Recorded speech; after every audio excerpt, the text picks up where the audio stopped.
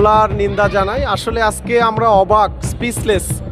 আমরা স্বাভাবিকভাবে বাইতুল মোকাররমে নামাজ পড়তে আসছি, বাট আমরা আজকে দেখতে পেলাম হাসিনার লেসপেন্সার আমাদের রুহুল আমিন সাহেব উনি গোপালগঞ্জ থেকে বাসে করে লোকজন নিয়ে আসছেন। সকাল 11টা থেকে তারা পুরা বাইতুল মোকাররমের ভিতরের চত্বরটা তারা ঘেরাও করে রেখেছেন। আমরা বুঝতে পারিনি, আমরা স্বাভাবিকভাবে নামাজ পড়তে এসেছি। এখানে আসার পরে যে মুসল্লিকে তাদের মনে হয়েছে যে এই মুসল্লি তাদের না, তাদেরকে তারা নির্মমভাবে পেটালো। এবং যখন তিনি মূলত আমরা বুঝতে পারিনি যে আজকে রুহুল আমিন সাহেব এখানে খুতবা দিবেন। তা আমরা যখন মসজিদের ভিতরে ঢুকছি, ঠিক যেই মুহূর্তে আমাদের রুহুল আমিন সাহেব যখন মেম্বারে দাঁড়াইছেন, তখন উপস্থিত মুসল্লিরা, মুষ্টিমেয় মুসল্লি, তখন হয়তো 500 থেকে 1000 মুসল্লি হয়তো পুরো চত্বরে ছিল। তারা দাঁড়িয়ে গেছেন, তারা প্রতিবাদ জানিয়েছেন।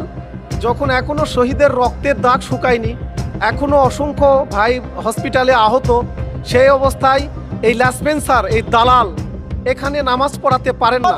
বৈষম্য বিরোধী ছাত্র জনতার আন্দোলনের মাধ্যমে পালিয়ে গিয়েছে। এখন সে আজকে 8-10 গাড়ি তার ছাত্রছাত্রী নিয়ে হুট করে এসে মুসল্লিদের নামাজ পড়তে বসে আছে। ইমাম সাহেব আলোচনা করতেছেন, হুট করে দক্ষিণ গেট দিয়ে এসে ঢুকছে। এসে বসছে। বসার লগে লগে ওই যিনি ইমাম সাহেব সালেহ সাহেব নামাজ পড়াচ্ছেন ওনাকে টানে এসছে, নামাইয়া জামা ছিঁড়ে ধাক্কা দিয়ে অপমান করে ফেলে দিয়েছে।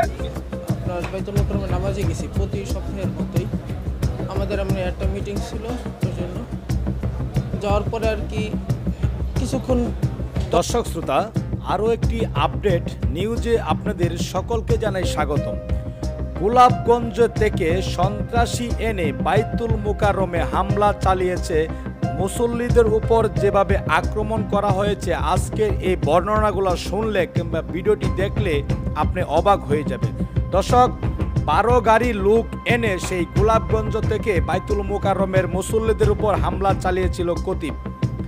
এ নিয়ে চাঞ্চল্যকর সৃষ্টি হয়েছে। দর্শক, অত্যন্ত গুরুত্বপূর্ণ আজকের এই ভিডিওটি, কেউ স্কিপ করে যাবেন না। সেই মাফিয়া সরকার শেখ হাসিনার গোলাপগঞ্জে বাসী যে সন্ত্রাস বাহিনীরা এখন মসজিদে এসেও হামলা শুরু করেছে।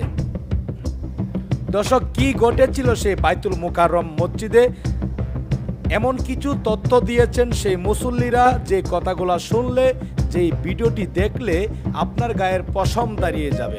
দর্শক, অত্যন্ত গুরুত্বপূর্ণ আজকের এই ভিডিওটি, কেউ স্কিপ করে যাবেন না। দর্শক শ্রোতা, কে কোন জেলা থেকে আজকে আমাদের এই ভিডিওটি দেখছেন অবশ্যই কমেন্টসের মাধ্যমে জানিয়ে দিবেন। দয়া করে আজকের এই ভিডিওটি আপনার সোশ্যাল মিডিয়াতে শেয়ার করে দিবেন।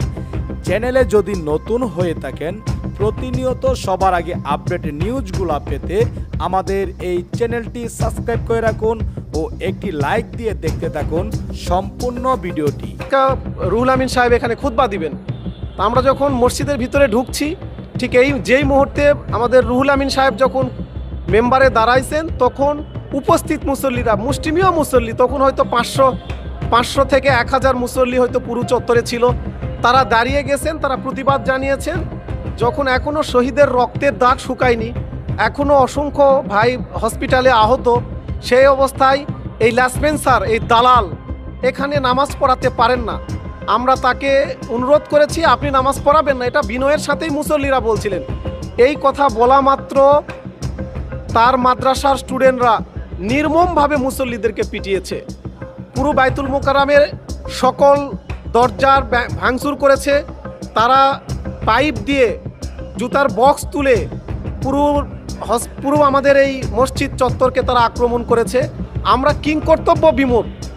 গোপালগঞ্জের 500 লোককে ঢাকা শহরে ট্রেনের মধ্যে রাখা আমাদের কোনো, এটা 10 মিনিটের ব্যাপার, বাট আমরা একেবারে অপ্রস্তুত।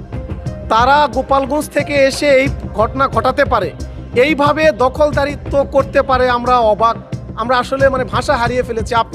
আপনারা এখন পুরো মসজিদ চত্বরটা ভিজিট করে দেখবেন কি পরিমাণ তাণ্ডব চালানো হয়েছে। তা আমরা সরকারের প্রতি একটু আহ্বান জানাই, হাসিনার বড় বড় দালালরা যখন গর্তে লুকিয়েছে, তখন রুহুল আমিন সাহেব কোন শক্তি বলে গোপালগঞ্জ থেকে লোক ভাড়া করে নিয়ে এসে রাজধানীর আমাদের কেন্দ্রীয় মসজিদে, সেন্ট্রাল মসজিদে, জাতীয় মসজিদে এই হামলা করতে পারে, আমি সরকারের সংশ্লিষ্ট কর্তৃপক্ষের কাছে একজন মুসল্লি হিসাবে, একজন নাগরিক হিসাবে আমরা অসহায়ত্ব প্রকাশ করছি। যদি আইন আমাদেরকে হাতে তুলে নিতে হয় সেটাও সরকারের পক্ষ থেকে বলতে হবে যে আজকে কি ঘটনা ঘটতে পারত। চতুর্দিকের মুসল্লিরা যদি গোপালগঞ্জের লোকদেরকে আটকাইতো, আজকে এই মসজিদ চত্বরের শত শত লাশ পড়তো। আজকে মুসল্লিরা ধৈর্য ধারণ করেছে, তারা বুঝে উঠতেই পারে নাই। বুঝে ওঠার আগেই একটা ঘূর্ণিঝড়ের মতো এসে গোপালগঞ্জের লোকরা ঢাকাবাসীকে পিটিয়ে গেল, মুসল্লিদেরকে পিটিয়ে গেল। তা আমরা জানতে চাই সুনির্দিষ্ট কে তাদেরকে ইনভাইট করলো, কোন শক্তি বলে, সরকারের কোনো গোয়েন্দা সংস্থা এটা জানে কিনা, মসজিদ কর্তৃপক্ষ জানে কিনা, ইসলামিক ফাউন্ডেশনের কর্তা ব্যক্তিরা জানে কিনা, ঢাকার কোনো লোকজন জানে কিনা, কারা এই কাজটা করলো। আমরা সরকারের কাছে তদন্ত চাই এবং তদন্তের নামে যেন কালক্ষেপণ না করা হয়। এটা আসলে সেনসিটিভ একটা জায়গা। আওয়ামী লীগের এই ফাঁসিবাদের পতনের পরে রুহুল আমিন সাহেব গোপালগঞ্জ থেকে লোক নিয়ে এসে আমাদেরকে পিটিয়ে গেল, আহত করে গেল। এইটা যদি আমরা আইন হাতে তুলে নেই, পরবর্তীতে অনেক জাতির কথা উঠবে আর কি। আমরা এখনও সরকারের প্রতি আস্থাশীল। এই সরকার আমাদের সরকার, জনগণের সরকার, 20 কোটি মানুষের সরকার। আমি আশা করি এটা অনতিবিলম্বে 24 ঘন্টার মধ্যে রুহুল আমিনকে গোপালগঞ্জ থেকে গ্রেপ্তার করে নিয়ে আসতে হবে। 24 ঘন্টার মধ্যে যে ফুটেজ আছে, এখানকার ফুটেজ আছে, কিভাবে ঢুকেছে, বাইতুল মোকাররমের ফুটেজ আছে, গোপালগঞ্জ থেকে কিভাবে গাড়ি নিয়ে এসেছে, কিভাবে হসপিটালের ভিতরে ঢুকেছে, কারা কারা এসেছে, প্রত্যেকটা ফুটেজ আছে। যদি 24 ঘন্টার মধ্যে গ্রেপ্তার না করা হয় তাহলে গোপালগঞ্জবাসী ঢাকা শহরে আসলে পরিণতি খারাপ হবে। এই গোপালগঞ্জের লোককে মূল্য দিতে হবে। আমরা বাংলাদেশ স্বাধীন করেছি, 56,000 বর্গ মাইল স্বাধীন করেছি, গোপালগঞ্জ স্বাধীন করতে পারবো না। এই গোপালগঞ্জের হুজুর কওমি জননী বানাছেন, আপনার জননীকে ইন্ডিয়া পাঠাইছি, আপনার গোপালগঞ্জ স্বাধীন করবো আমরা এবারে। আমরা আমাদের ধৈর্যের পরীক্ষা নেবেন না।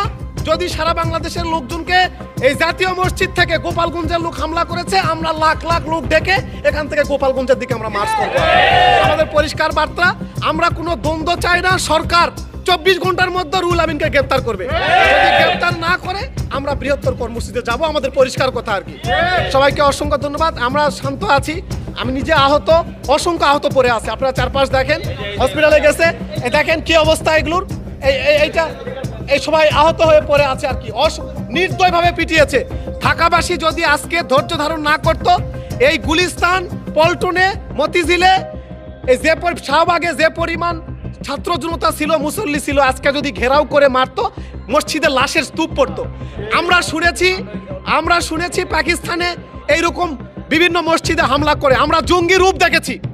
রুহুল আমিন নেতৃত্বে কিছু ছাত্র আসেনি, এখানে জঙ্গিরা এসেছিল, টেরোরিস্টরা এসেছিল, তারা নির্দয়ভাবে পিটিয়েছে। এই ঘটনার 24 ঘন্টার মধ্যে এদেরকে আমি দৃষ্টান্তমূলক আমরা শাস্তি দেখতে চাই আর কি। আমি জি সকাল থেকে একটা উত্তেজনা ছিল যে বাইতুল মোকাররমে হামলা হতে পারে এবং রুহুল আমিন এই বাইতুল মোকাররমে অবস্থান নিচ্ছে। প্রশাসন বাইরে থাকা সত্ত্বেও কিভাবে ভিতরে হামলা হলো? দেখুন, দেখেছি প্রশাসনের কোনো ভূমিকা। আমরা প্রশাসনের কথা বলতে পারবো না। আমরা এসেছি নর্মালি নামাজ পড়তে। আমাদের এখানে খেলাফত মজলিসের একটা প্রোগ্রাম ছিল, সেই প্রোগ্রাম থেকে আমরা নামাজ পড়তে এখানে আসছি। আসার পরে আমরা তো বুঝে উঠতে পারি নাই যে এরকম টেরোরিস্টরা মসজিদ দখল করে আছে। বাংলাদেশের দ্বিতীয় স্বাধীনতার পরে এইরকম দখলদারিত্ব জাতীয় মসজিদে, এটা আমি মনে করি কেবলমাত্র এই মসজিদের উপরে এটা আঘাত না, বাংলাদেশকে নতুন বার্তা দিল গোপালগঞ্জের লোকজন। বাংলাদেশকে রুহুল আমিন নতুন বার্তা দিল যে আমরা জানি যে মানে কঠিন সময় চলে যায়, কিন্তু কঠিন মানুষরা চলে যায় না।